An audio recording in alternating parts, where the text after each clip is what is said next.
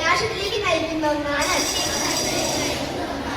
അതുകൊണ്ട് തന്നെ ഞാൻ അതിൽ നിന്ന് വിട്ടുനിൽക്കുകയും അതിനെ ഒരു കാരണവശാലും പിന്തുണയ്ക്കുകയുമില്ല. യുദ്ധത്തെ എതിർക്കുന്നതിനോടൊപ്പം യുദ്ധത്തിന് കാരണമാവുന്ന പ്രശ്നങ്ങളെയും ഇല്ലാതാക്കാൻ എന്നാൽ കഴിയുന്ന വിധം ഞാൻ പ്രവർത്തിക്കുന്നതാണ്. നമ്മുടെ അറിവും കഴിവും ശാസ്ത്ര പുരോഗതിയും മാനവരാശിയുടെ നന്മയ്ക്കായി ഉപയോഗിക്കപ്പെടേണ്ടതാണ്. ആയതിനാൽ കഴിയുന്ന വിധം യുദ്ധവിരുദ്ധ പ്രവർത്തനങ്ങളിൽ പങ്കെടുക്കുമെന്നും സമൂഹത്തെയും ഇത്തരം കാര്യങ്ങളിൽ ബോധവാന്മാരാക്കാൻ ശ്രമിക്കുമെന്നും ഞാൻ പ്രതിജ്ഞ ചെയ്യുന്നു. ജയ് ഹിന്ദ്.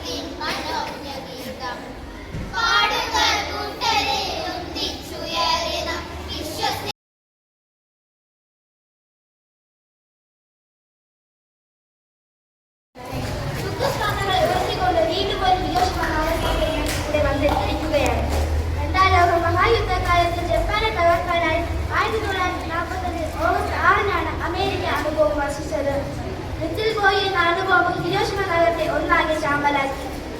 1945 ഓഗസ്റ്റ് 9 നാഗിസാക്കിയിലും ഫ്രാഗ്മാൻ എന്ന അണുബോംബ് വർഷിച്ചു. സൂര്യന് തുല്യമായി തീജ്വാലകൾ ഉയർന്നു പൊങ്ങുകയും പർവ്വത സമാനമായി ഉപകൂണാകൃതിയിൽ രൂപപ്പെടുകയും ചെയ്തു. 1,40,000-ഓളം ആളുകൾ ഈ ദുരിതത്തിൽ ദാരുണമായി കൊല്ലപ്പെട്ടു. അധികാരമോഹികളായ ഭരണാധികാരികൾ കാരണമാണ് സാധാരണക്കാരന്റെ ജീവിതവും സ്വപ്നങ്ങളും ഹിരോഷിമയിൽ തകർന്നടിഞ്ഞത്. റേഡിയേഷൻ അനുപ്രസരണം മാറാരോഗികളായി പതിറ്റാണ്ടുകളോളം ജപ്പാൻ ജനതയെ വേട്ടയാടിക്കൊണ്ടിരുന്നു. യുദ്ധം എന്ന നാശമേ വിതയ്ക്കുന്നുള്ളൂ എന്ന് ഹിരോഷിമയിലൂടെ നാം കണ്ടു. യുദ്ധങ്ങൾ വരുത്തിവെക്കുന്ന ദുരിതങ്ങൾ നമ്മളെ മാത്രമല്ല ബാധിക്കുന്നത്, വരാനിരിക്കുന്ന തലമുറകളെ കൂടി നശിപ്പിക്കാൻ ശേഷിയുള്ളതാകും.